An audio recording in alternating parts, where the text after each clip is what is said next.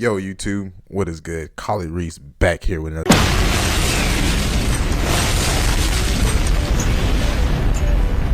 video today. Yeah, I am standing up. As you can see, I'm not standing up at all. I'm just chilling. I'm gonna try to do one video standing up, see how it goes. I'm not using my chair, as you see. I don't know if you can see my chair right there. I ain't gonna use it, like, basically, like, fuck that chair, just like, fuck it, like, just fuck that chair, fuck it, shit. I'll do this shit again. Watch, see. Fuck this shit. Came in this fucking room and everything went fucking bad. Anyway, today's video we got going on today. Shit, I might have broke that. Hold on.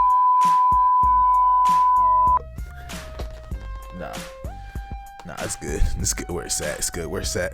Shit, you can't even see me. Let me fix that. Alright. Today's video we got today is that to be true.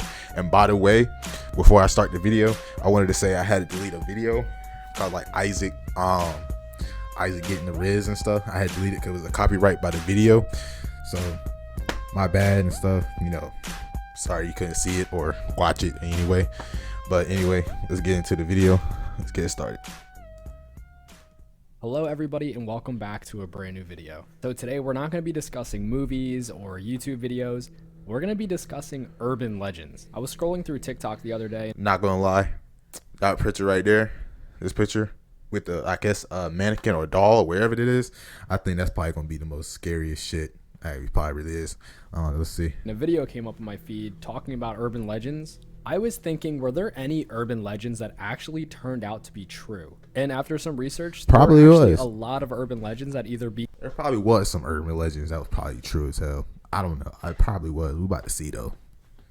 became true or were true the whole time. So I will be reading off certain websites, but every single website that I read from in this video will be credited in the description because that is the most important thing to me, is that people are credited. So per usual, I'm not going to waste your time in this intro.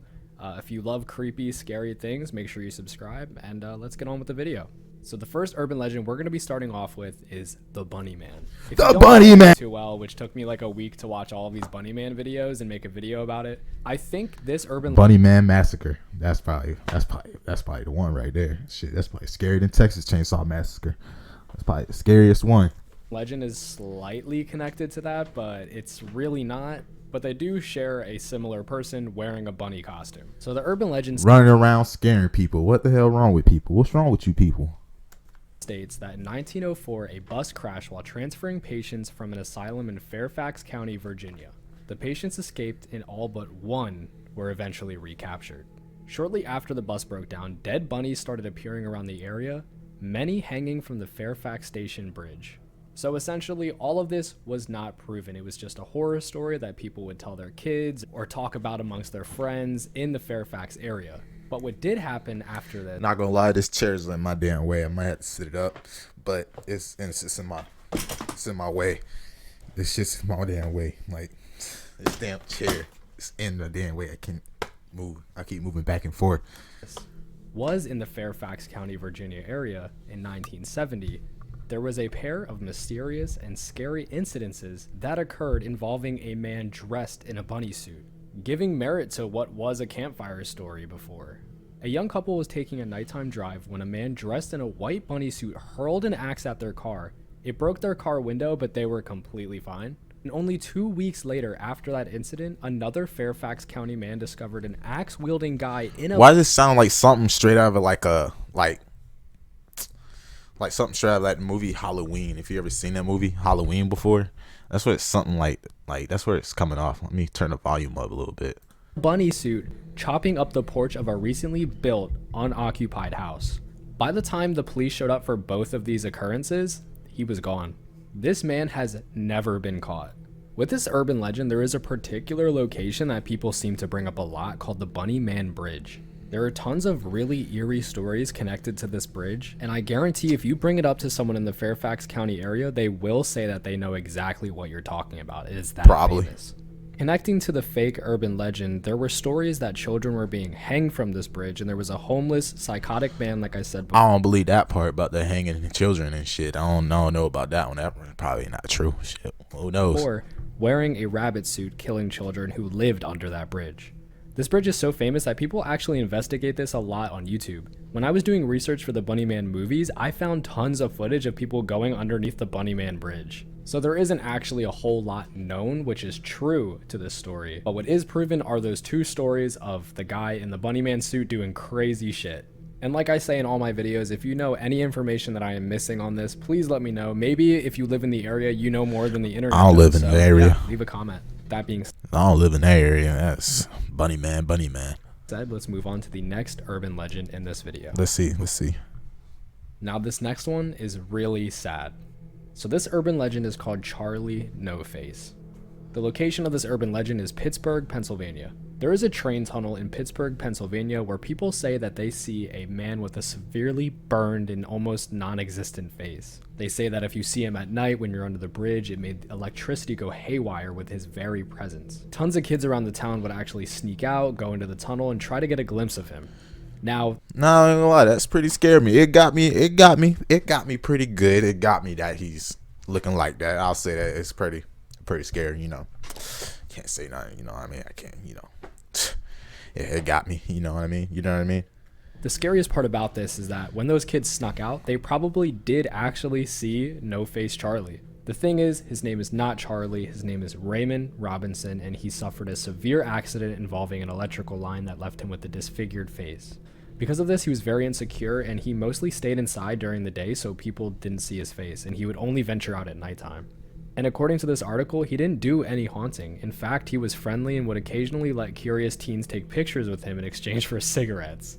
It almost seems like he was kind of leaning into the... So he was a nice guy at the end of the day. He ain't hurt nobody. He's just gotten a freak accident. And it just automatically, there's somebody who made that effed up story. It just made him like this type of creature of the night, scaring people, making lights go flicker in and out.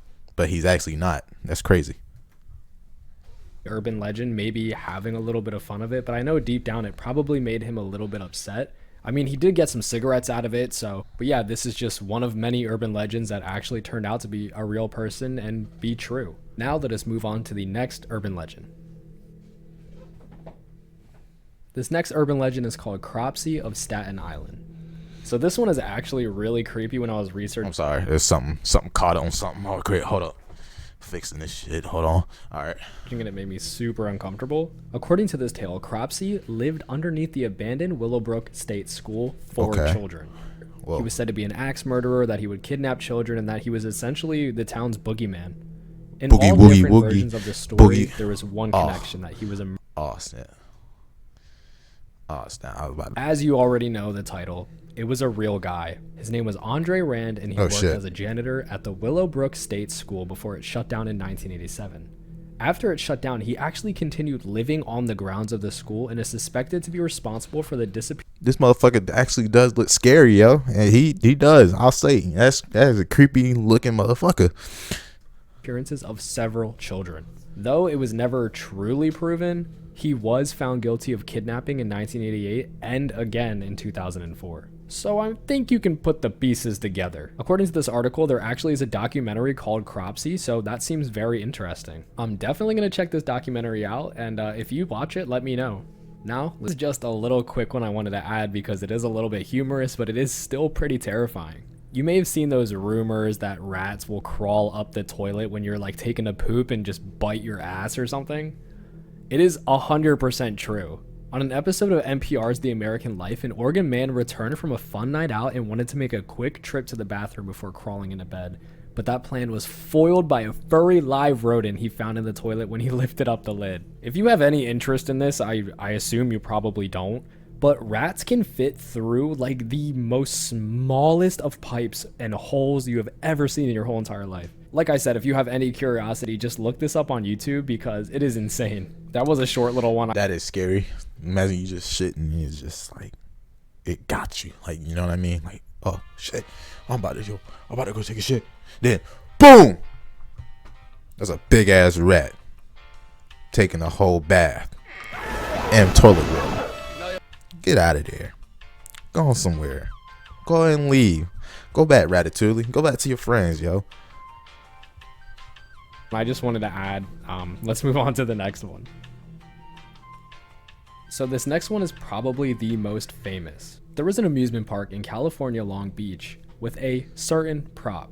Every single time people walked by the prop, they would say it looked way too realistic, that there was actually a funky smell, and there was a rumor going around that it was an actual dead body, but no one actually thought that was true. That was until 1975 when a film crew shooting an episode of the television series The $6 Million Man had to move a prop because the director just didn't like the way it looked. It was not right for the shot. He asked if anybody could move it, and one of the workers actually came over to move the prop out of the way. When he went to pick up the prop, its arm fell off. Oh shit. Starting off on the bad note. Arm falling off already? It's not too crazy for an arm to fall off of a prop. It could have just been a mannequin. No, there was a human bone sticking out of it. It turns out that the body was actually one of Elmer McCurdy, who lived from 1880 to 1911. He was a bank robber who'd been killed in a shootout with police. McCurdy's body actually went unclaimed, and to recoup some of the funeral home's expenses, the undertaker actually decided to exhibit the body to paying customers.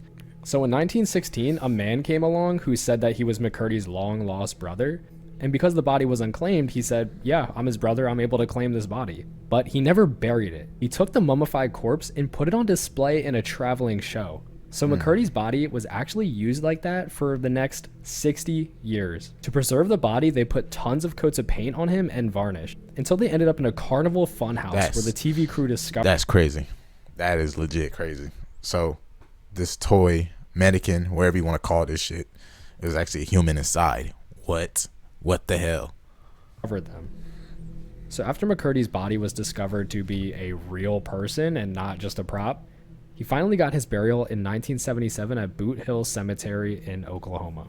I literally just could not imagine the kids that walked up to there, maybe even touched him, maybe even touched the prop thinking it was just a toy. It really blows my mind how many people actually walked, saw, stared, maybe even touched a real dead body.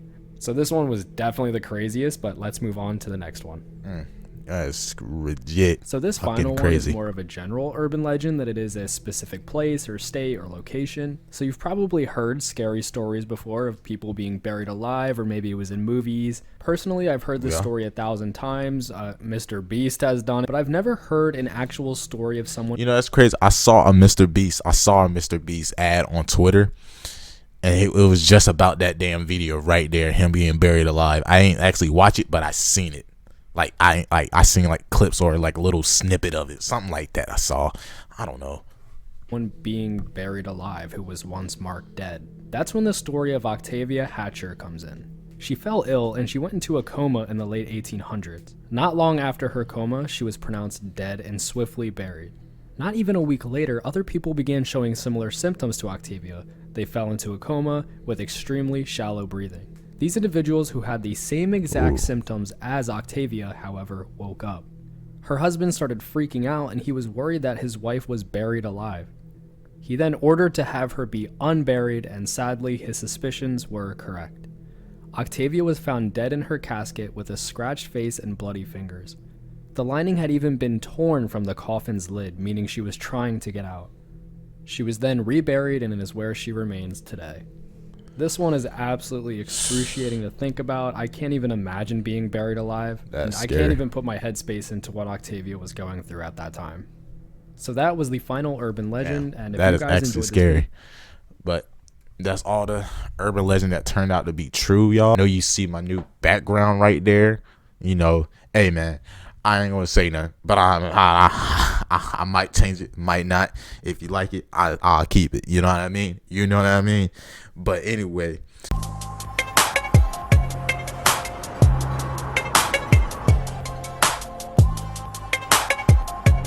All right, you two.